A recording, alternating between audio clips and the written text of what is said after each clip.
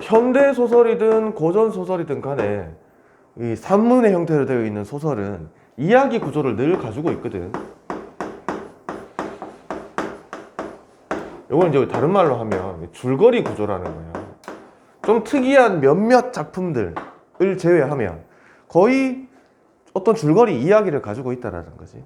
그 이야기의 핵심이라는 것이 이 갈등 구조인데, 물론 어떤 소설은 특별한 갈등 구조가 없는 경우도 있어. 특별한 갈등 구조가 없이, 대립이 없이 그냥 어떤 이야기만 쭉 들려주고 마는 경우도 있거든. 오늘 우리가 할 소설들이 그런 거야. 어떤 사건에 이 뚜렷한 중심 사건이 없는 경우가 있어. 근데 일반적으로는 어떤 중심 사건을 가지고 있어. 이 중심 사건이라는 건 갈등을 바탕으로 한 이 대립의 양상이 드러난다는 뜻이거든요. 그러면 이 대립의 양상을 구성하고 있는 인물들이 등장을 하고, 그 인물들이 처해 있는 어떤 배경이 드러나거든. 그래서 이 사건과 인물과 배경이 모이면 소설을 구성할 수 있단 말이에요. 일반적으로는 이런 형태라는 거지. 아침에 일어나가지고 물 마시고 학교에 갔다가 수업 열심히 듣고 집에 와서 잠깐 쉬다가 학원 가서 수업 열심히 듣고 집에 와서 숙제하다가 정해진 시간에 잤다. 이러면 이제 소설이 안 되는 거야. 그냥 일기인 거야, 일기. 그렇지? 아침에 늦게 일어나서 엄마한테 일단 등짝 한 대 맞고 시작해야 돼. 엄마와의 갈등이 일어나야 되는 거지. 엄마가 와서 침대 위에 누워있는 나한테 물을 뿌려야 돼. 학교 가서 수업 듣다가 졸아가지고 선생님한테 혼나야 돼. 이런 어떤 일련의 사건이라는 게 일어나려면 대립 지점이 분명히 있어야 되거든. 그 대립하지 않는다는 얘기는 그 얘기에, 그 소설, 그 이야기에는 갈등이 없다는 뜻이거든. 그런데 이런 갈등 구조가 드러나지 않는 소설들도 있어. 오늘 우리가 할 작품은 이런 것들을 주로 파악하는 소설이 아니야. 보통의 소설들은 이런 걸 잘 파악하면 문제들이 풀리거든. 거기에 더해서 뭐 서술상 특징, 서술상의 어떤 특징이 뚜렷한 그런 소설들이 있으면 이걸 또 물어보기도 하고, 그 다음에 뭐 시점을 물어보기도 하고, 그 다음에 이 작품에 드러나는 어떤 소재나 뭐 인물이나 어떤 배경에 어떤 의미가 담겨 있으면 그 의미를 물어보기도 하고, 대개가 이제 이런 형태를 띠고 있다는 거지. 근데 오늘 우리가 할 소설은 이게 없어. 이게 없어서 너희들 들어봤을지 모르겠지만 의식의 흐름이란 말 들어봤나?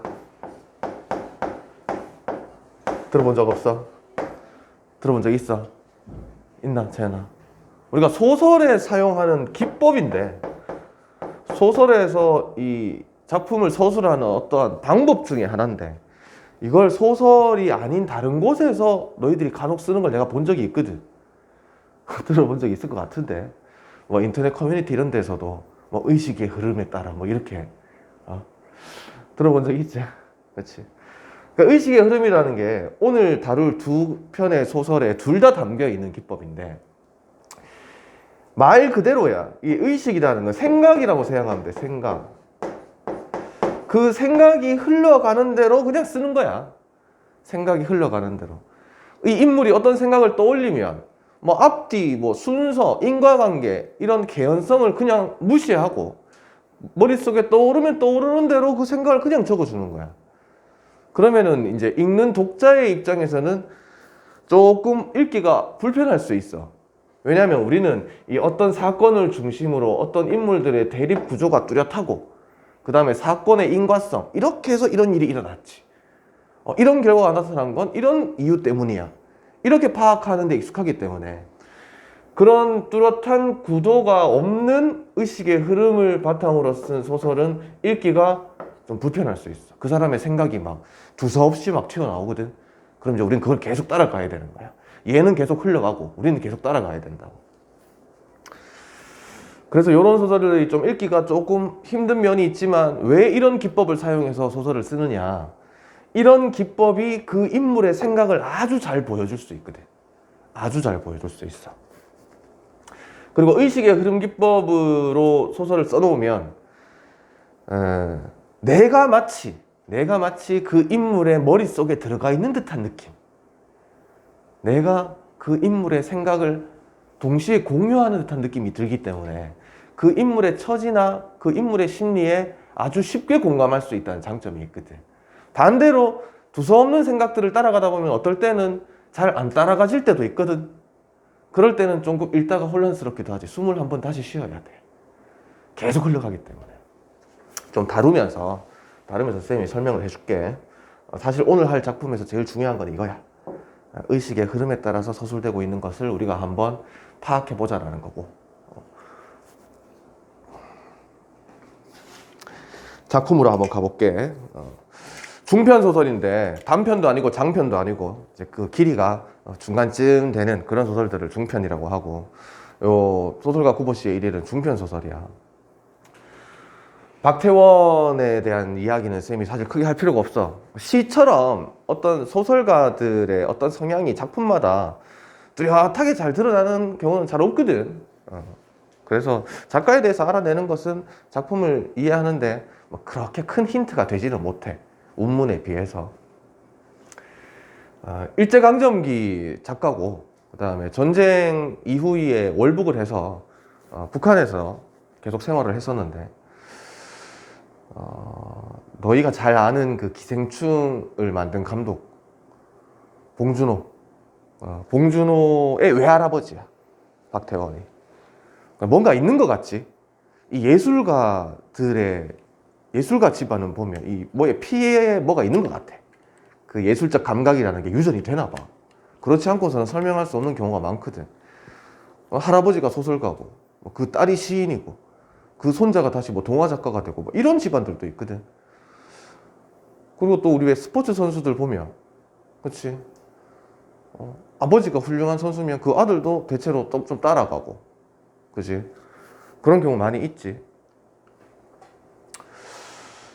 교육의 문제일까? 그래서 그런 생각도 해봤거든. 그러니까 어렸을 때부터 이 아버지나 그 윗대 사람들한테 영향을 많이 받으면서 크다 보니까 그런 쪽으로 자연스럽게 재능이 발전하는 건가, 이런 생각도 하고, 아니면 진짜 이 유전자에 어떠한 그런 부분이 담겨서 전해지는지, 둘 다일 수도 있겠고. 그치? 아버지가 뭐 회사원이라고 해서 아들, 딸이 회사원이 되는 건 아니잖아. 안 그래? 근데 쌤 주변에 보면, 수업하다 보면 이 수업 듣는 학생들이 부모님 직업을 좀 따라가는 경우가 좀 있어. 좀 있더라고. 근데 그건 교육의 문제인 것 같아. 어렸을 때부터 교육을 막 이렇게 해가지고. 제목에서 알 수 있듯이 이 등장하는 인물 구보라는 인물은 소설가야. 실제로 소설가지. 박태원의 호가 구보야. 율곡이이 할 때 율곡처럼 구보 박태원이라고. 그래서 얘는 사실 자신의 이야기를 바탕으로 쓴 거야. 그래서 이런 소설을 우리가 자전적 소설이라고 그래. 자전적. 마치 자서전과 같은 성격의 소설이라는 거야. 소설가가 자신의 이야기를 마치 소설로 약간의 상상력을 발휘했겠지. 있는 그대로 쓰진 않았을 거고, 대체로 자기 이야기를 쓰면서 거기에 이런저런 상상력을 발휘해서 좀 허구를 덧붙였겠지. 하루를 다루고 있어. 하루. 소설가 구보라는 인물의 하루를 다루고 있는데, 이 구보라는 인물이 백수야. 근데 아주 똑똑한 백수야. 아주 똑똑한 백수. 요즘도 보면 그렇잖아. 코로나 사태 때문에 올해 2월 달에 졸업하는 대학생들, 보통 같으면 작년부터 취업 준비를 열심히 해서 올해 상반기 채용에 입사 지원을 하거나 뭐 이렇게 하거든. 근데 코로나 때문에 회사들이 오히려 직원 수를 줄이고 신규 채용을 하지 않고 막 이런 사태가 이어지니까 이 아주 똑똑한 백수들이 많이 생겼어. 지금 취업할 데가 없는 거지. 그러면 이제 휴학하고 아니 졸업을 유예한다든가 좀 풀릴 때까지 졸업을 유예한다든지 아니면 뭐 대학원 진학을 한다든지 뭐 이런 선택들을 하는 경우가 좀 있다고. 이 코로나 때 딱 맞춰서 졸업을 하거나 뭐 입학을 하거나 이런 시기가 맞물리는 사람들은 좀 아무래도 선택이 힘든 경우가 많아 있어서 좀 불행하지. 동경에 유학까지 갔다 왔어, 이 구보라는 인물이. 실제로 박태원도 동경 유학을 했고, 이 당시에 조선에서 일본이 가장 선진문물이야.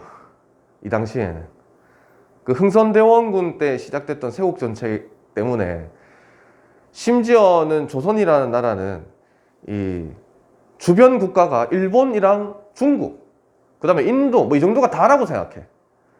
그 뭐 네덜란드 사람이 표류해서 오거나 포르투갈 사람이 표류해서 오거나 이러면 그 사람들을 통해서 이렇게 문물을 배우고 해야 되는데, 사신을 보내거나 뭐 이래가지고 교류를 해서 문물을 받아들이면서 발전을 해야 되는데 그런데 좀 약했지. 일본이 가장 선진 문물이고, 우리보다 훨씬 서양 문물을 빨리 받아들였으니까 선진 문물이고, 그 일본에 가서 유학을 한다는 건 거의 뭐 0.001%의 엘리트라고 생각하면 돼. 지금 우리나라로 치면 뭐 서울대 입학생 정도로 생각하면 된단 말이지, 동경 유학파는. 근데 갔다 왔는데 이제 일자리가 없어. 일자리가 마땅한 일자리가 없는 거지. 그러니까 물론 일자리는 있지. 근데 이 일제강점기의 조선시대에는 경제 구조가 굉장히 취약하고, 그리고 조선인에 대한 차별이 좀 심해. 그러니까 동경에서 똑같은 대학을 졸업해서 공부를 하고 졸업을 했는데도 일본인을 채용하고 조선인은 잘 채용하지 않는 그런 차별도 있었고, 그래서 좀 뜻있는 지식인들은 뭐 어정쩡한 그런 일자리에는 만족하지 못하잖아. 서울대 졸업했는데 동네에 있는 조그마한 5명 있는 회사에 취직하라 그러면 취직 안 한단 말이지. 그치? 나랑 안 어울린다 이렇게 생각하는 거지. 나는 좀 더 큰 회사, 그런 회사에 취직하겠다는 생각을 가지게 될 테니까. 그치? 그래서 이제 만들어진 이 화이트 칼라들, 지식인이긴 하지만 공부도 많이 했지만 특별한 일자리가 없이 그냥 놀고 먹는 그런 백수들이 많이 양산되던 시대, 그 구보 씨의 일위를 하루를 들여다보자는 거야. 앞부분 줄거리 볼게. 우리 교과서에 보면 이게 다 실려 있지 않아. 중편이라서 다 실으려면 교과서를 한 20장을 써야 돼. 26살의 구보는 동경 유학까지 하고 돌아온 작가이지만 소설가라 했지, 그지? 직업도 없고 결혼도 하지 못했어.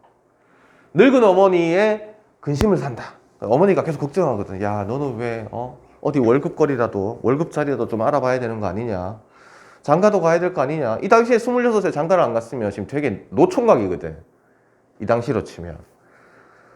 지금이야 뭐 26이면 결혼하면 되게 빨리 결혼한다고 생각하지만 이게 평균 수명하고도 관련이 있어. 평균 수명하고도. 예전에 우리가 좋은 풍습이 있을 때 남자애들은 뭐 8살, 9살만 돼도 장가 보내버리고. 왜 그러냐 하면 그때 평균 수명이 40대 후반, 뭐 50대 초반 이러니까 빨리 결혼을 시켜가지고 빨리 아들을 낳아야지. 그치? 20대, 30대 되면 이제 죽을 날이 가까워오기 때문에. 엄마가 늘 걱정을 해. 낮에, 아침도 아니야. 낮에 집에 나선 구보는 경성 거리를 배회하다가, 경성을 서울을 말하는 거야, 그 당시에. 자신의 청력과 시력에 문제가 있다고 생각하면서 불안감을 느낀다. 그러니까 취직도 안 되고, 집에서는 엄마가 자꾸 장가 가라고 하고, 마땅히 일할 데도 없고, 할 일도 없고, 이러다 보니까 스트레스를 받을까 안 받을까? 스트레스 받겠지, 그지? 백수들도 편안해 보이지만 사실 스트레스를 엄청 받는다고. 스트레스를 받는 와중에 이제 눈도 잘 안 보이는 것 같네, 귀도 잘 안 들리는 것 같네, 뭐 이런 걸 좀 느끼는 거야. 읽어볼게. 요 소설의 특징 중 하나가 뭐냐 하면 요렇게 첫 어절을 마치 소제목인 것처럼 독립적으로 딱 이렇게 보여주는 이런 특징이 있어. 이것도 이 당시에는 좀 실험적인 시도야. 다른 소설들에서는 볼 수 없는. 왜 이런 짓을 하느냐, 좀 주목하게 돼. 이렇게 해놓으면 이 독자들이 구보는 뭐지? 하면서 이렇게 좀 주목하는 효과가 있다. 그치? 그 다음에 내용을 조금 이렇게 구분해 나가는 역할도 해. 이런 소제목이 나올 때에는 좀 다른 이야기로 전환이 된다, 이런 표시를 하는 기능도 한다고. 구보는 갑자기 걸음을 걷기로 한다. 좀 걸어 다녀 볼까 생각하는 거야. 그렇게 우두커니 다리 곁에 가 서 있는 것의 무의미함을 새삼스러이 깨달은 까닭이다. 그러니까 가만히 다리 옆에 가서 서서 그냥 구경만 하고 있으니까 이게 아무런 의미가 없는 것 같은 거야. 그래서 여기저기 좀 돌아다녀 볼까 이런 생각을 하는 거지. 지금 의식의 흐름이 시작된 거야. 알겠지? 그는 종로 내거리를 바라보고 걷는다. 9번은 종로 내거리에 아무런 사무도 갖지 않는다. 이 사무라는 게 우리 사무실 할 때 그 사무거든. 아무런 일이 없다는 거야. 종로 내거리에 가서 볼 일이 하나도 없어. 근데 한번 가보는 거지. 그지? 처음에 그가 아무렇게나 내어놓았던 바른발이 오른발이거든. 오른발이 공교롭게도 왼편으로 쏠렸기 때문에 지나지 않는다. 이게 무슨 말이야? 종로 내거리를 향해서 가기로 한 이유가 뭐다? 다리 앞에 우두커니 서 있다가 어디 좀 돌아다녀 볼까 하면서 움직이는데 오른쪽 발이 왼쪽으로 이렇게 움직이더라는 거지. 그래서 그쪽은 종로 내거리 쪽이거든. 그래서 종로 내거리로 가볼까 이렇게 된 거야.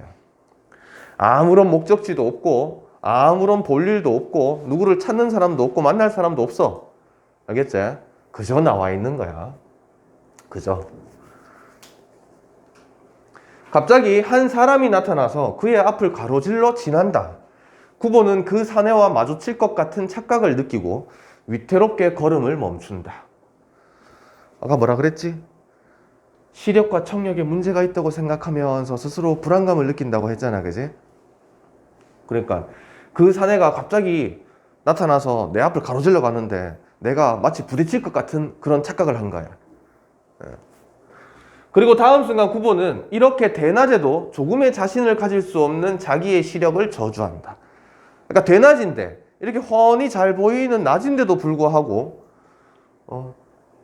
눈이 잘 안 보이니까 자신감이 떨어지는 거야. 여기에서 이제 자신이라는 건 자신감을 말하는 거야. 눈이 잘 안 보이니까 지나가는 사람들과 쉽게 부딪힐 수 있다고 생각하니까 이렇게 몸이 좀 움츠러들겠지? 그렇지? 성큼성큼 못 걸어 다니겠지? 그의 코 위에 걸려있는 24도의 안경은 도수를 말하는 거지. 안경의 도수. 너희들도 안경 쓰는 사람들은 제각각 다 도수가 다를 거 아니야. 그치? 그의 근시를 도와주었으나 근시는 좀 교정해주는 역할을 했는데 그의 망막에 나타나 있는 무수한 맹점을 제거하는 재주는 없었다. 지금 구보의 이 망막에는 뭐가 있느냐? 무수한 맹점이 있대. 그러니까 시신경이 죽어있는 점을 우리가 보통 맹점이라고 하거든. 안 보여. 그런 점이 무수히 많다 보니까 시력이 많이 낮은 거지. 잘 안 보인다는 거지. 총독부 병원 시대에 요런 거 보면 이제 우리가 이 시대적 배경을 알 수 있지. 시대적 배경이 언제라는 거? 일제 강점기라는 걸 이런 부분 보면 알 수 있지. 총독부 병원 시대의 구보 시력 검사표는 그저 그 우울한 안과 재래의 책상 서랍 속에 들어있을지도 모른다. 안과 재래라는 건 안과에 다시 재방문한다 이런 뜻이거든. 그러니까 이 구보의 시력 검사표가 지금 여기거든. R4, L3. 그러니까 오른쪽 눈이 4, 왼쪽 눈이 3. 뭐 이렇단 말이야. 지금 우리로 치면 시력을 표시하는 0.3, 0.4 뭐 이 정도겠지, 그지? 이 당시엔 좀 달랐겠지. 그러니까 안과를 처음 간 게 아니야. 구보가 스스로의 시력에 문제가 있다고 생각하고 안과를 최소한 2번 이상 갔다라는 거지. 그지? 안과 재방문의 표가 서랍 속에 들어가 있다는 얘기는 적어도 2번 이상 갔다라는 거지. 구보는 2주일간 14일 동안 열병을 앓은 끝에 갑자기 쇠약해진 시력을 호소하러 처음으로 안과의와 대하였을 때의 그 조그마한 테이블 위에 놓여있던 시야 측정기를 지금 기억하고 있다. 제 자신 강도의 안경을 쓰고 있던 의사는, 그러니까 봐봐, 이 제 자신이란 건 의사를 말하는 거거든. 이 의사도 자신에게 맞는 어떤 도수의 안경을 쓰고 있는 거야. 안과 의사인데 안경을 쓰고 있는 거지. 그지? 그런 경우 있지. 그지? 안과 의사인데 안경 쓰고 있는 경우. 그 안과 의사들 라식 수술이나 라섹 수술 안 한다는 얘기 알지? 들어봤지? 정작 자기들은 안 한대. 정작 자기들은 그냥 안경 끼고 다닌다는 거야. 환자들한테는 추천하면서. 안 좋대. 라식하고 나면 이제 안경 안 끼도 되고, 그렇지? 이 시력이 딱 고정된다 하잖아. 망막을 한번 깎아낸다 하더라고. 위에 있는 이 각막을 한번 깎아낸다 하던데. 그러고 나면 이제 시력이 더 이상 나빠지지 않고 고정이 된다 하던데. 그 수술을 하고 나면 나중에 나이가 들어서 좀 고생을 한대. 노안이 왔을 때. 뭐 그런 얘기를 하더라고. 그래서 안과 의사들은 자기들이 안 한다 하더라고, 라식 수술. 치과 의사들 자기네들 이 뽑아도 임플란트 안 한다 하더라고. 아는 거지, 어떤 건지. 그 의사는 백목을 가져. 분필이지. 그치? 흰색 분필을 가지고 그 위에 용서 없이 무수한 맹점을 찾아냈었다. 그러니까 구보씨 보세요 하면서 당신 눈인데 당신 눈에 지금 맹점이 이렇게 많습니다 하면서 표시를 빡빡빡 한 거야. 그치? 그래도 구보는 약간 자신이 있는 듯 싶은 걸음걸이로 전차 선로를 2번 횡단해서 화신상회 앞으로 간다. 이 화신상회가 화신백화점이야. 이 조선인이 최초로 만든 백화점이 화신백화점이거든. 화신백화점 앞으로 간다. 그리고 저도 모를 사이에 그의 발은 백화점 안으로 들어서기조차 했다. 자, 이번에 첫 번째는 구보가 이제 산책을 시작하기로 한 거야. 좀 돌아다녀 볼까라고 하면서 자기 시력 얘기, 병원에 갔던 얘기, 머릿속에 떠오르는 대로 계속 쓰는 거야, 그냥. 알겠지? 이게 뭐 전후가 없지, 두서가 없지. 종로 내거리로 가기로 했는데 순간 앞에 지나가는 사람이랑 부딪힐 뻔했다는 착각을 가지면서 갑자기 병원 갔던 걸 떠올리는 거야. 병원에 의사가 안경 쓰고 자기 맹점을 막 찍어대던 그걸 또 떠올리는 거지. 생각나는 대로 쭉 쓰는 거야, 그냥. 그러다 가다 보니까 전차 선로를 의미 없이 아무 생각 없이 2번 건넜고, 그러다 보니까 화신백화점이 보이는 거야. 거기 좀 들어가 볼까? 이러다 들어가는 거지. 됐지? 아무런 목적의식이 없어, 지금.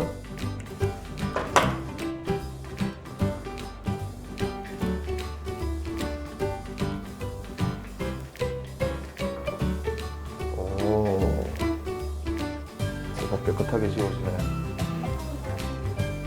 그렇지, 그렇지. 의식의 흐름 깊고. 그거 읽기 힘든 거야.